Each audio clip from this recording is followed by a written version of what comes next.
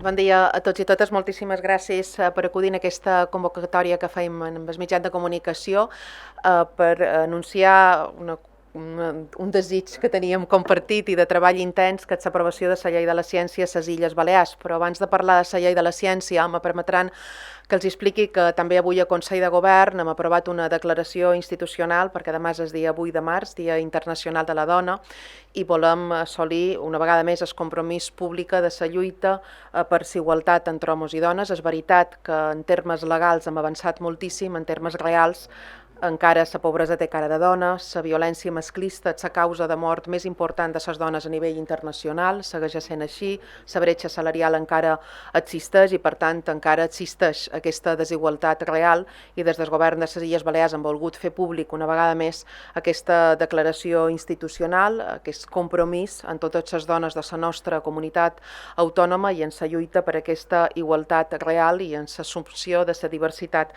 que existeix a les nostres illes. Però deia, avui m'acompanyen membres del govern i el rector de la universitat i membres de diferents instituts científics de les nostres illes. Hem pogut tenir una reunió amb ells i elles jo crec que per celebrar conjuntament l'aprovació de la llei de la ciència de les Illes Balears, que ara passarà a tràmit parlamentari i esperem que sigui enriquida per part dels diferents grups polítics. Dir-los que jo els deia abans era un somni compartit, que en el final avui hem acabat aprovant en el Consell de Govern. La llei de la ciència actual de les Illes Balears és de l'any 97, per tant té 25 anys, vol dir que era molt necessària perquè la situació, òbviament, de l'evolució social, econòmica i també del món de la ciència ha canviat molt en aquests 25 anys, per tant era òbviament necessari poder tenir aquesta llei de la ciència.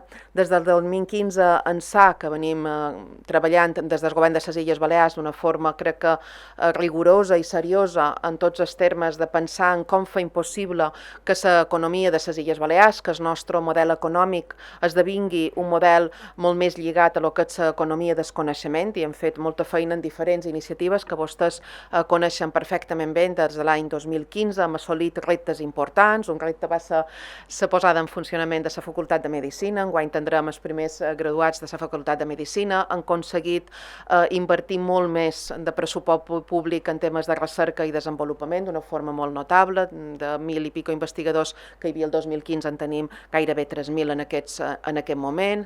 Vàrem aconseguir el Pla de la Ciència de l'any 18 al 22, que acaba enguany. Ara hem de començar a treballar, evidentment, el proper Pla de la Ciència, que aprovarem durant l'any 2022.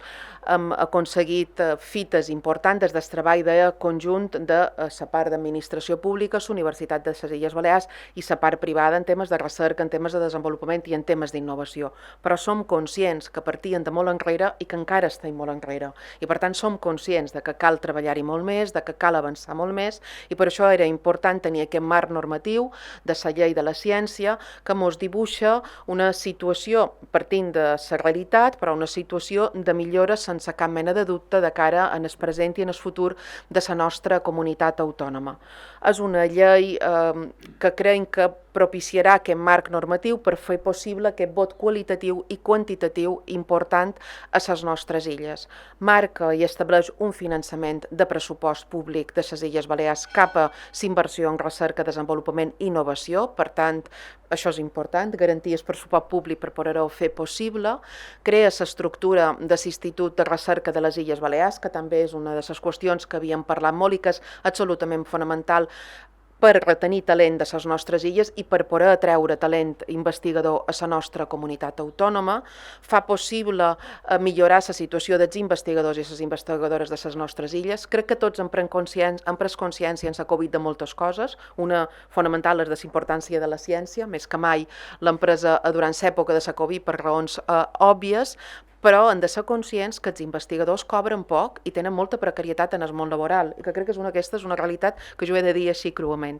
És veritat que l'Estat està fent feina amb la nova llei de la ciència, aquí també s'hi va fer feina ja la passada legislatura amb el decret de carrera investigadora de l'IDISBA, que ara consolidam a través de la llei de la ciència, però aquest és un dels reptes important perquè els joves vulguin dedicar-se a la investigació, han de ser conscients de que han d'aconseguir molt més estabilitat en els seus llocs de treball i molt més recursos econòmics econòmics a disposició per poder tenir bons salaris, perquè són cabdals pel present i pel futur, no només d'aquestes illes, sinó de qualsevol societat que vulgui avançar de cara en el futur i que vulgui ser competitiva.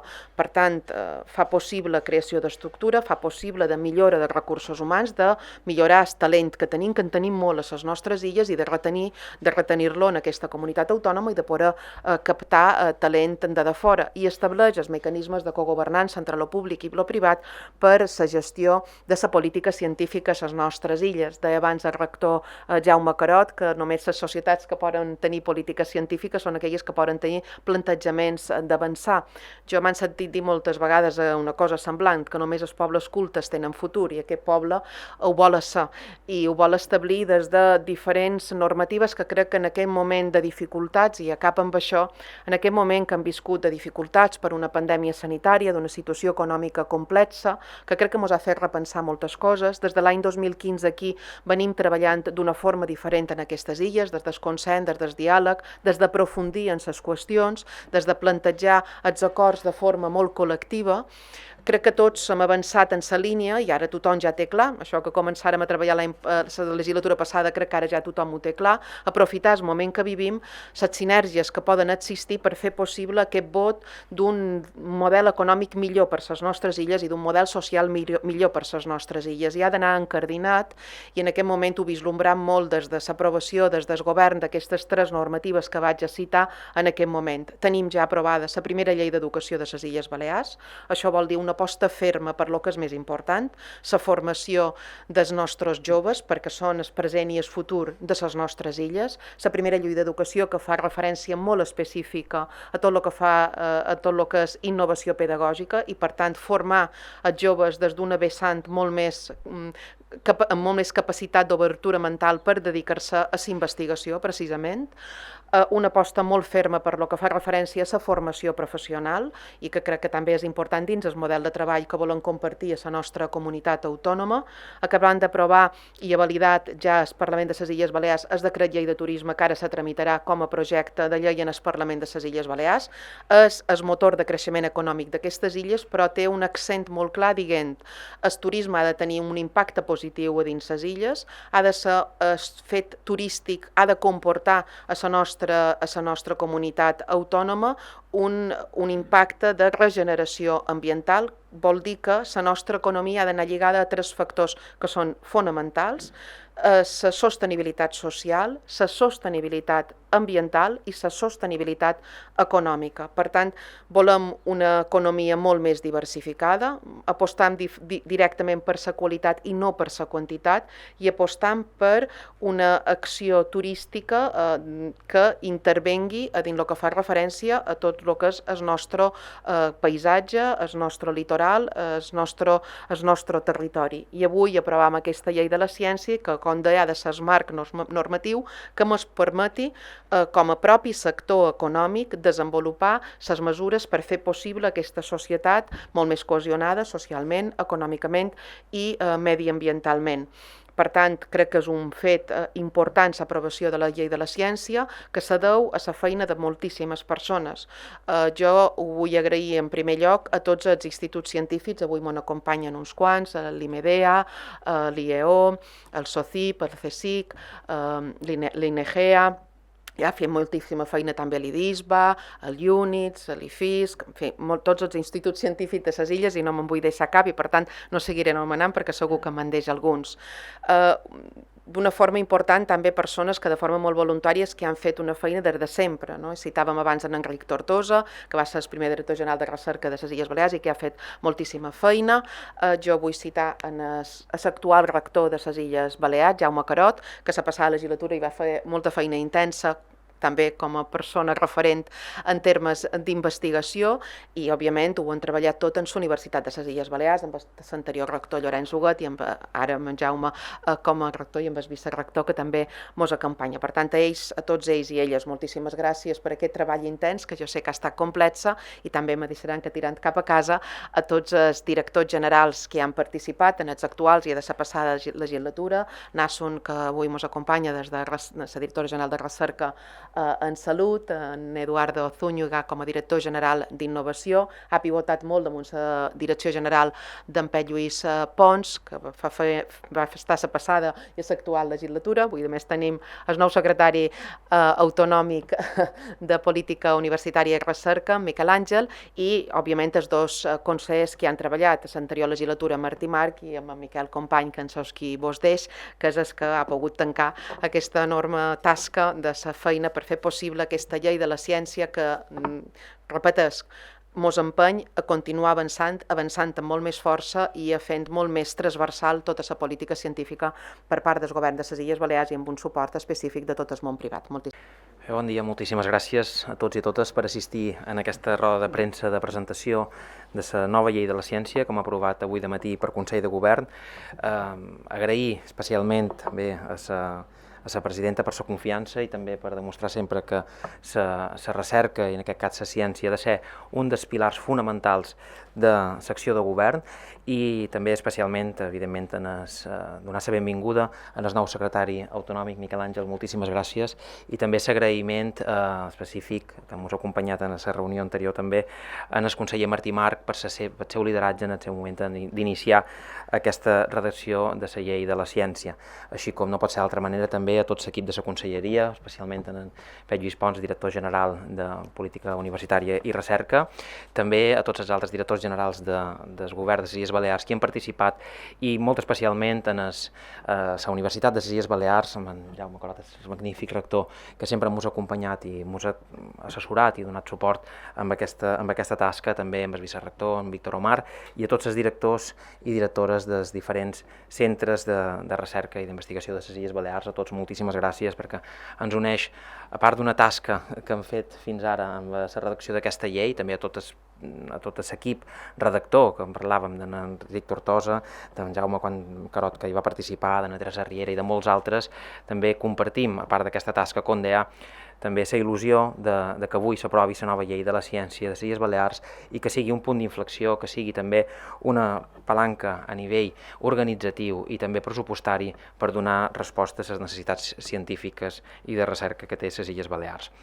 D'una manera molt breu, explicar que el text aprovat compta amb el suport, com podeu veure, de la comunitat científica representada pels principals instituts i organismes dedicats a la recerca de les Illes Balears, i que aquesta llei respon a dos objectius ben clars. En primer lloc, ordenar i assegurar i agilitzar el treball dels investigadors i les investigadores amb estructures de gestió i suport a la ciència, i a la vegada també, i molt important, facilitar la transferència dels coneixements, la transferència de resultats en la recerca efectuada. També és un dels components que han posat de relleu a la reunió que hem mantingut fins ara i que és important traçar des de la primera pedra que es posa fins que es acaba tota la cadena de valor que incorpora l'activitat científica.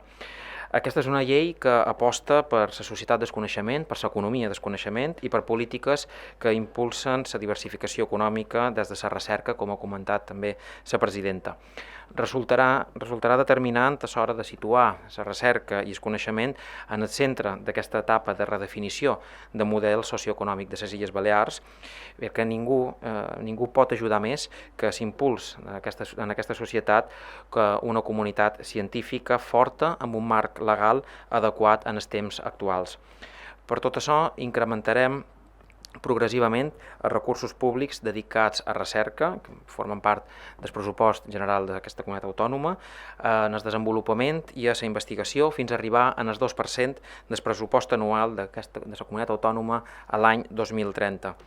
A més, el text preveu la creació de l'Institut de Recerca de les Illes Balears, que aquest institut, principalment, les finalitats que tindrà serà atreure talent investigador internacional i retenir talent local, que també, evidentment, amb una clara vocació internacional.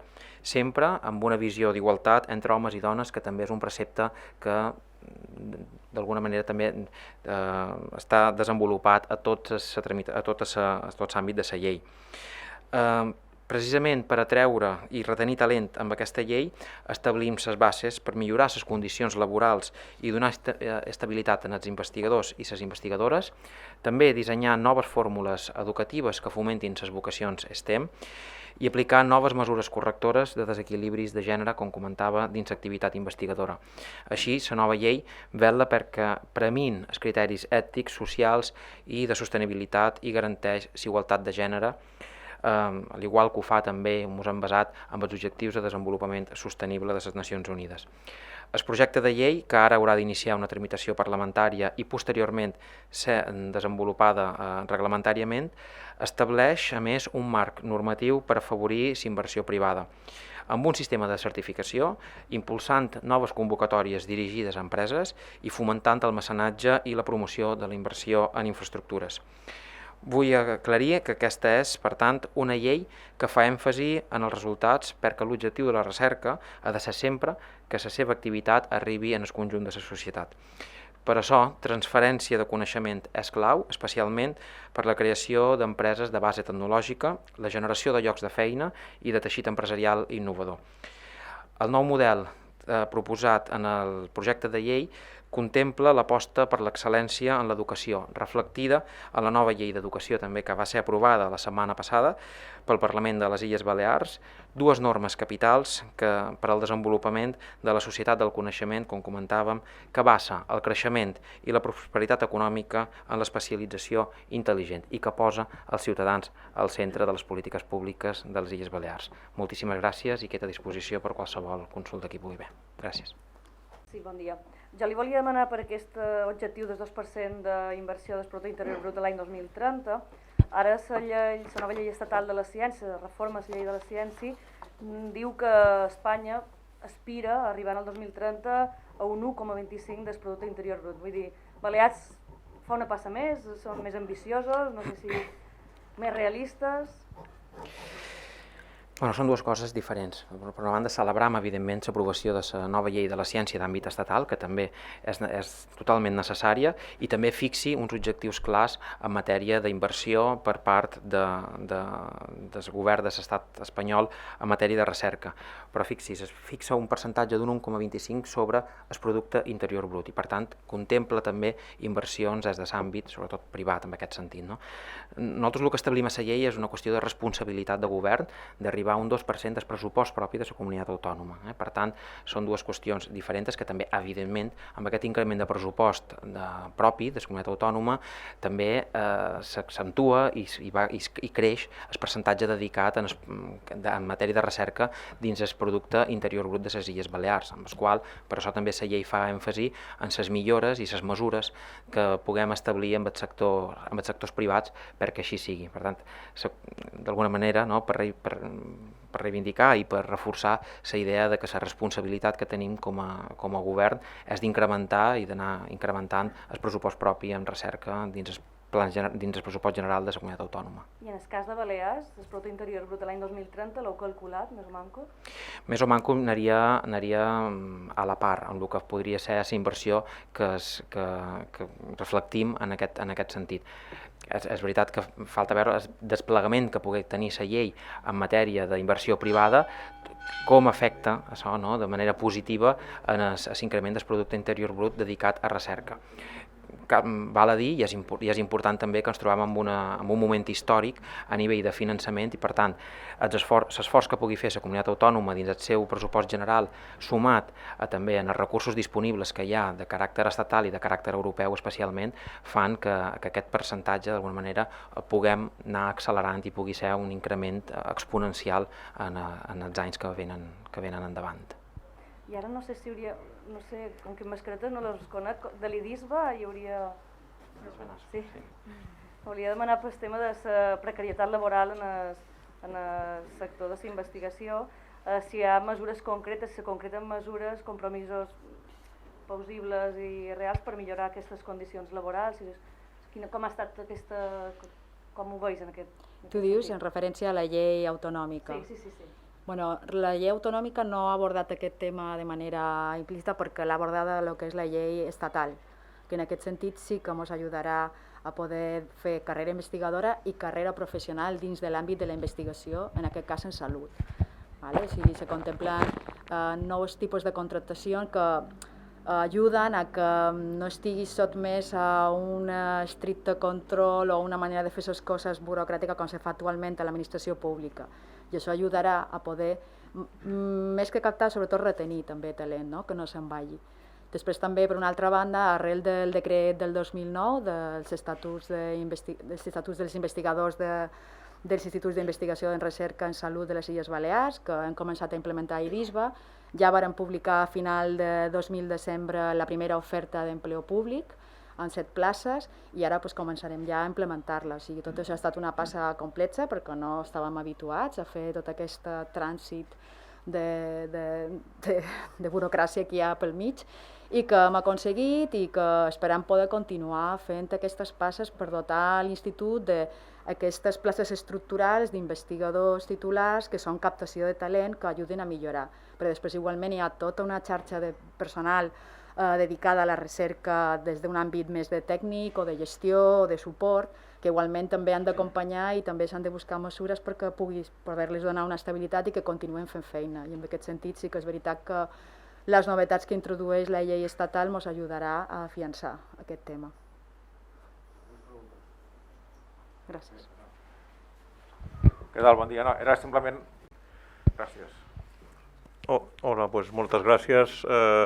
Bé, jo crec que la llei el que ens permet, el que ens dona és un marc, jo crec que representa un pas endavant molt important aquí a les Illes Balears, representa un avanç i un reconeixement sobre la feina feta, les capacitats que hi ha aquí a les Illes Balears, el lideratge que hi ha a les Illes Balears en distints àmbits, i la llei el que ens permetrà, jo penso, i el que ens permetrà, perquè està explícitament indicat, és reforçar estructures que existeixen i crear-ne de noves, retenir i reforçar talent, que ja s'ha esmentat, i també avançar en millores d'agilitat administrativa. Jo crec que són 3 exemples molt concrets que són necessaris i que ens permetran també avançar amb que els nous investigadors, nous i noves investigadores, retenir talent i impulsar també, i s'ha esmentat, la carrera científica i la carrera tècnica de recolzament a la ciència. Jo crec que tots aquests són aspectes